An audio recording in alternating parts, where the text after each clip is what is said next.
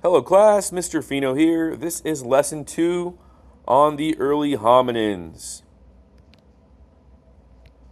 Let's start with an introduction. First, who were Mary and Louis Leakey? Mary and Louis Leakey were a married paleoanthropology team that discovered Homo habilis skeletons and artifacts in Africa in 1959, specifically in Olduvai Gorge area of East Africa. So why were their discoveries important? They believe their findings were important to understanding humans of the past as well as the present. Gave them an insight into who we were and who we would become. Our first hominin group we're going to look at is Homo habilis, which in Latin means handyman. So Homo is man, habilis, handyman. First, when did they live? Homo habilis lived about 2.4 to 1.5 million years ago, a long time ago. Second question, how did walking on 2 feet help Homo habilis survive? So Homo habilis could walk on 2 feet, unlike, say, gorillas today, which they knuckle walk, which allowed Homo habilis to gather and carry food more easily, as well as make simple tools like these tools of rock here. Why was living in groups, which is a new development, important for Homo habilis? Homo habilis likely lived in groups, which allowed them to survive, right? If you're on your own, it's going to be harder to survive versus if you are working together with others. And how did Homo habilis use the tools that they were creating? So making simple tools required great thought and effort, and their brains were growing from previous hominins. They did things like use animal bones as digging sticks and rocks as cutting tools. They used tools to cut meat and get bone marrow from the inside of bones, which you can see here in this picture. Today, some very fancy restaurants serve bone marrow, so maybe they were onto something. Our next hominin group is Homo erectus, which in Latin means upright man. Homo means man, erectus, upright. Our first question is, when and where did they live? Homo erectus was discovered in the year 1891 by Eugene Dubois on the island of Java off southern Asia. This is in Indonesia. And they lived about 1.9 million years ago to 140,000 BCE. Okay, those letters BCE, it means before the Common Era. Just think of it as the number of years before the year 0. So 140,000 years before our year 0. And scientists also believe they were the first hominin to migrate out of Africa. You can see here the yellow area is where Homo erectus went. So they moved out of East Africa into other areas of Africa, into the Middle East, and other parts of Asia.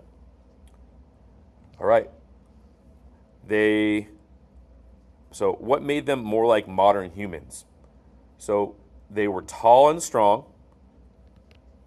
and were also good walkers and runners. Their facial features looked more like modern humans, so they're changing. They're becoming more like us. What new technologies did Homo erectus develop? So their larger brains, they're getting bigger, allowed them to make more complex tools like the hand axe, which we see here. See the rounded edge versus the pointed tip, right? Gave them a sort of a handle. And how did Homo erectus adapt to new environments? Because they're moving out of Africa, they need to learn how to adapt to different types of weather. So burned animal bones near their remains suggest they use fire.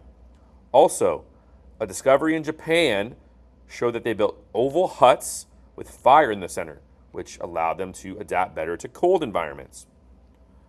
Our next hominin is Homo neanderthalensis, the Neanderthal man.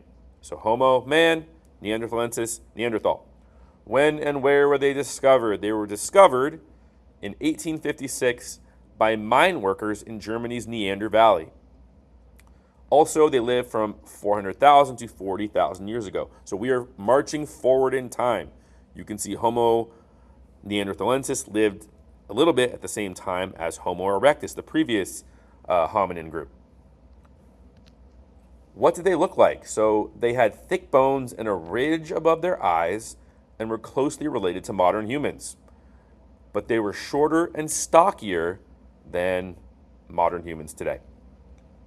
How did they survive? So they survive by creating more complex tools like knives, scrapers, spear points. They lived together in groups. They traveled together. They hunted in groups, all of which helped them survive. And then what evidence suggests that they started to care for each other in a more personal way? They may have had a sense of community, performing burial rituals for their dead. So a family member dies and they're starting to feel something for them. They want to pay their respects to them. Also, evidence suggests that they help their injured and sick. All right, this leads us to the final hominin group, Homo sapiens, meaning the wise man. Homo, man, sapiens, wise. This is us. We are Homo sapiens. When and where did we first appear? So in 1879, an 8-year-old girl in Spain discovered the first cave paintings, the cave of Altamira, which was created by Homo sapiens, us. We first appeared about 200,000 years ago, which we see here. Again, there's overlap. We were on the planet at the same time as Neanderthals, the same time as Homo erectus. So we were interacting. We were probably killing each other, right? And we appeared before spreading all over the world, everywhere, right? We went into Europe. We traveled across the Bering Strait into the Americas. We took boats to Australia. Early humans looked very much like us, but we're not as well adapted to the cold. How did we become better at surviving? We created better tools by attaching blades to bone, antler, and stone. We improved as hunters, making hooks and spears to fish, as well as spear throwers, which they used for hunting to throw at animals, and then bow and arrows. We also built shelters of earth and stone to protect us from the elements. And finally, how did we express ourselves? Homo sapiens created cave art that showed hunting scenes as well as scenes from their imaginations.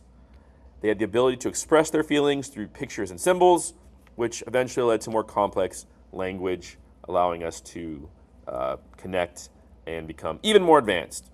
All right, our review questions for this lesson. 1, how is Homo erectus more advanced than Homo habilis? You can use that sentence frame below to help you. You can say 2 ways that Homo erectus was more advanced than Homo habilis were blank and blank. And then the second question, in what ways were Homo neanderthalensis and Homo sapiens similar to humans today? You can use a sentence frame to help you answer. Homo neanderthalensis and Homo sapiens were similar to humans today because, and fill in the blank. You can use the notes you just completed to help you answer these 2 questions. All right, thank you very much.